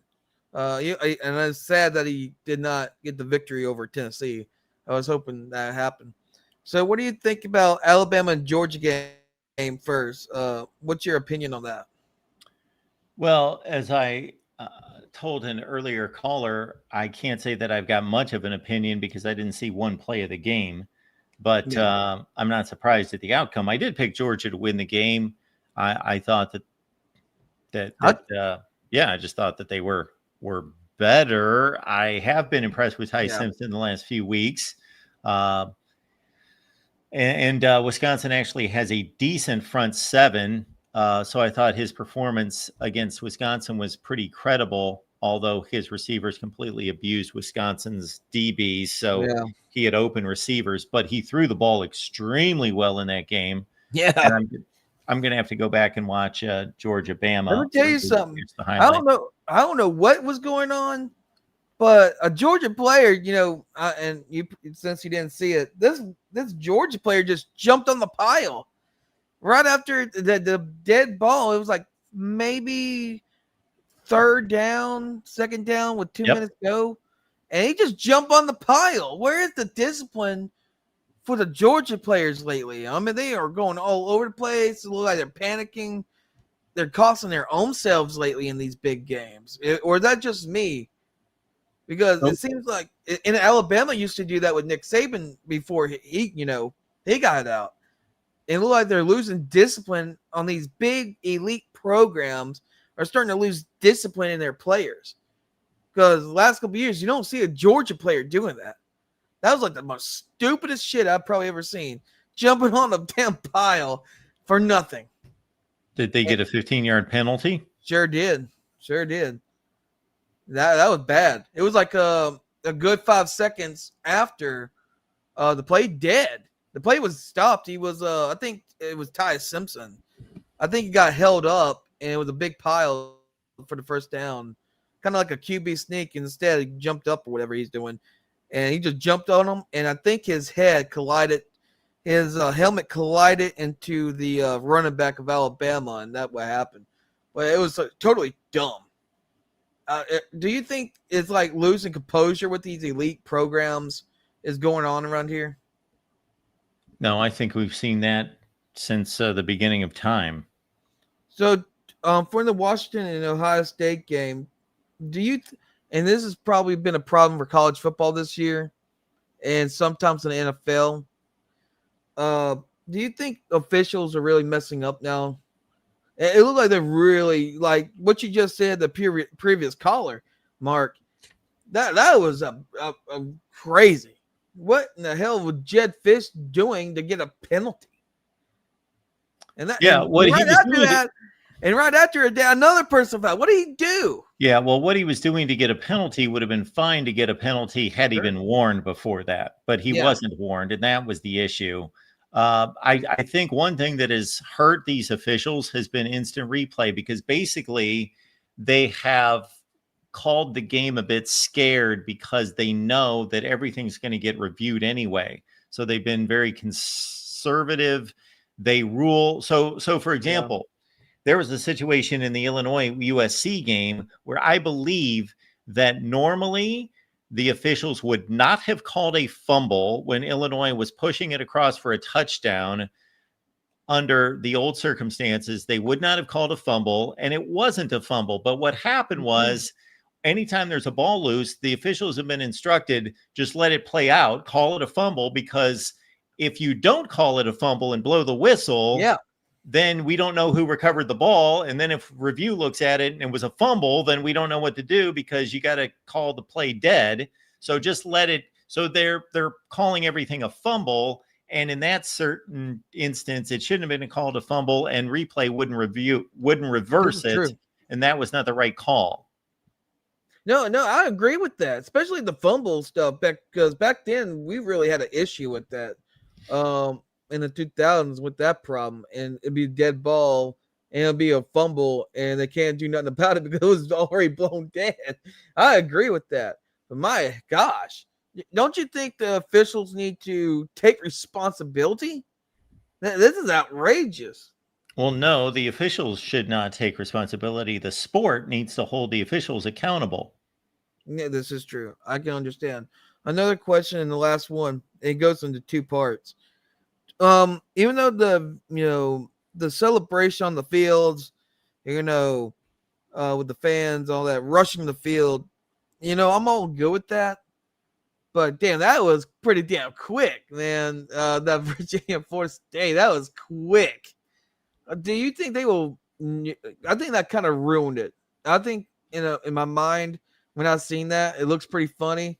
But don't you think they will restrict that a little bit more when you have the field and there's like no barrier in front of them to hop over and just go, and as quickly as they did? Do you think they'll got to put up barriers now, or not have the students on the field?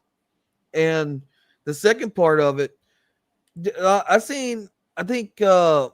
don't know. I think rushing the field is getting overrated. It's getting ridiculous who you face.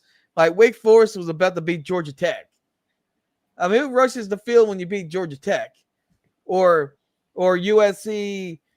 I think Illinois. Didn't Illinois rush the field over USC? Or something like that? They're like rushing the field over. They're rushing the field over teams that are not even good. Or what the hell's going on? I mean, I can understand if you're 25th ranked Marshall, sure, and you beat Ohio State. Okay, everybody's on the field. I understand that, but it's like damn Georgia Tech. It's like a Georgia Tech team that beat Dartmouth or something. And they, oh my goodness, we never beat Dartmouth. Yeah, we get your point. So the only problem is who makes that determination? Who's the grand marshal that says this game's worth rushing the field, that game's not worth rushing the field? The people determine that. So while I completely agree with you that it's gotten to ridiculous proportions, I do not agree with some head honcho determining, we can only rush the field if you beat a top 10 opponent, top 5 opponent. Then it all depends on who you are. If you beat the number 8 team in the country, but you're the number 4 team in the country, should you rush the field? No. Like, I get your point, but who's going to make that determination? I don't want anyone to make that determination. But they got to make themselves like that, Mark. It's but they got to make themselves like that. They look pretty dumb doing it. Well, they look dumb, but this is the great thing about our society. People are allowed to look dumb. Yeah, as long as it's harmless, go ahead and look dumb. People can say dumb things, do dumb things, as long as it doesn't hurt anyone, which that's what we've gone into, obviously, is hurting other people. So the only issue I have with people rushing the field is if we have multiple cases where it's been proven that, okay, this is dangerous. People Yeah. get run over, they get hit with objects, all that stuff. Then no more rushing the field, not because it's stupid or because Yeah. people are rushing the field after they beat a 3-3 Northwestern team, but just because people are getting hurt. So But I don't care who you I can wanna rush the field know- every game. It makes no difference to me. I want to know: did the squirrel guy ever came out okay? He could not get up. He just got trampled in a hurry. Yes, I don't know. All I right, wanna man. know- Well, we appreciate you calling. Oh, do you think the first part of that question? Do you think they're going to kind of limit it now since that was pretty scary? Yeah, like I say, if it has anything to do with safety, then they need to intervene. Yeah, I that was appreciate the pretty call, man. scary. Thank Thanks. All right. And then we got Kai to close us out tonight. Kai, what's going on tonight? Hey Mark, how are you doing tonight? I'm doing well. What's up? Well, my question was, even with all the top like QBs preseason, what is your top 5 quarterbacks so far? Top 5 quarterbacks in college football. So I'm just going by, obviously I can't recall all the numbers. So Yeah. this might be different if I was able to go look at numbers, but let me think about this. I think Fernando Mendoza has been exceptional. Josh Hoover's exceptional. Let me hold on Carson Beck. Let me think. Who am I missing? Who else in the Big 12 has been really good?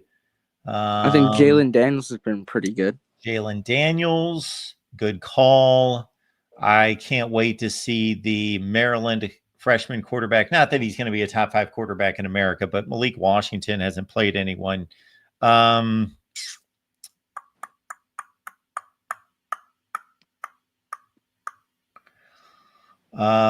We saw Devon Williams today. He was playing maybe the best defense in the country. I don't know if he's a top 5 quarterback, but he's really good.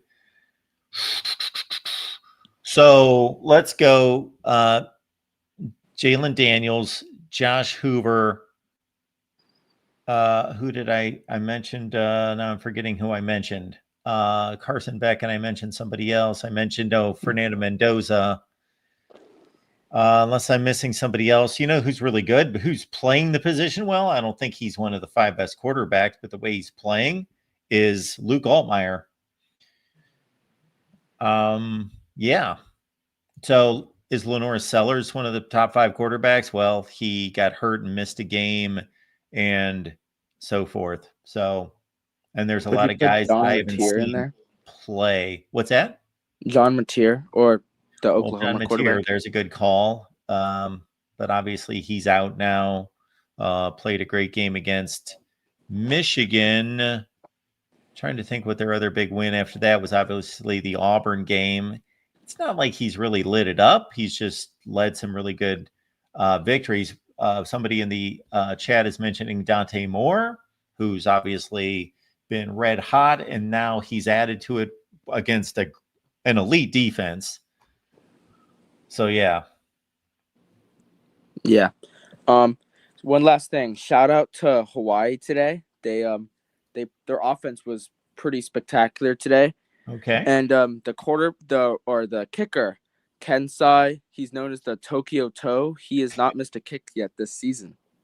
Okay. I'm guessing there are a lot of kickers who have not missed a kick this season. But what's interesting is that Eric Collins, the commentator on the game today on FS1, he said that after he made it, he said that the kicker was a dark horse Heisman contender. Okay. Yeah, if we're going to go 100 players deep on the Heisman list, sure. He's not a Heisman candidate. No. The Hawaii kicker is not a Heisman candidate. And I know who you're talking about. We knew in the offseason that this guy was one of the best kickers in the country. Let me pull up his numbers right here. So today he went 3 for 3. His long was 39. So the thing about a kicker is obviously he can't control, he might be able to boom them from 60 yards, but the situation has to arise for him to be able to do that. Let's look at his stats here. Let me pull up his stats. So we're looking at all right. So here we go. And you'll see him in a second. Let me get to him. So he's coming off a year 13 for 13 last year. And then this season, they're all his games. So what are we going crazy about? Because number one, he has yet to kick a kick longer than 49 yards. He has no 50-yard kicks yet. And he did not kick any game winners. What are we talking about here? Well, he's hit one game winner against Stanford. He did? Okay. Yeah. I'm sorry, because that was I don't know why that game's game's not showing. That's right. It's not there. Okay, because they're just showing the last 5. That's right. He did. I remember that game. Yeah. Okay, so he hit the game winner against Stanford. But he's like, yeah, the guy's great. I'm not taking anything away from him at all, but he kicks for Hawaii. They're 3-2. They play in the Mountain West, and they're 4-2. And again, he kicked the game winner against Stanford. Okay, and he's not. Yeah, they're not very good, but he's not kicked a 50-yard field goal. So, okay, and he's 12 for 12. I guarantee you that there are kickers in the country who have not missed field goals yet. Yeah, I just thought it was interesting how the commentator said that. Yeah, and Eric Collins is good at his job, so I have no issue with Eric Collins normally, but maybe he's just hyping things up. That's fine. I want to see the kicking statistics. Can you guys see this, what I'm showing right now? Yeah. Okay. So we've got, there he is. He's made the most. So I might be wrong. 13 for 13, but we got, 8 for 8, 8 for 8, 7 for 7, 7 for 7, 7 for 7. So there's like 5 other guys, but he's made the most. Yeah. So like this happens every season. Like there's somebody who's the best kicker. Like, I don't know why this makes him a Heisman finalist. Yeah. All right. Well, that's pretty much it. It's funny. Like, people can get, like, it's a fun thing for people to talk about, like, like as a cult figure, like this Hawaii kicker. Like, yeah, that's cool. That's fun. I think people should have fun with it. But when the serious voting happens in December, I don't care if he goes 38 for 38. Like, he shouldn't win the Heisman Trophy. He's not the best football player in America. Yeah, I would agree with that. I see a lot of hype surrounding him in the chat a lot. Yeah, people have fun with it, and I'm sure something his name has something to do with it as well. Just that it's it's obviously a Japanese name of sorts or an Asian name of sorts. All right. Anything else tonight? Nope, that's it. All right. Appreciate you being here. Thank you. All right. We are way over time, and that's why we do this every night. So Monday, Tuesday, Wednesday, Thursday, Friday, Saturday, either after the game or at 10 p.m. Eastern time. Make it on back. We'll be back on Monday. So I got to do the top 25 that actually makes sense. I may actually produce a video this week. I may break the trend and actually produce a video like it was 2019 or something, because I want to rank these conferences. I want to look over the conferences and look at the non-conference results. So appreciate you being here at the Voice of College Football. If you want winning picks, hey, I deliver again. 9-4 against the spread this week. What can I do? 9-4 against the spread this week. Who else doubles up on that many picks? Now you're going to see some guys out there that go like 7-3 or something because they're pinpointing like specific games, but I pick all the top 25 games. So you can get the picks on Patreon or as a premium member here on the main channel, or you can just purchase the picks for one isolated week for $9.99. And that's not $999. That's $9.99. And if you really love what we're doing here at the Voice of College Football, please use the Amazon link in the description section of this video and all the videos.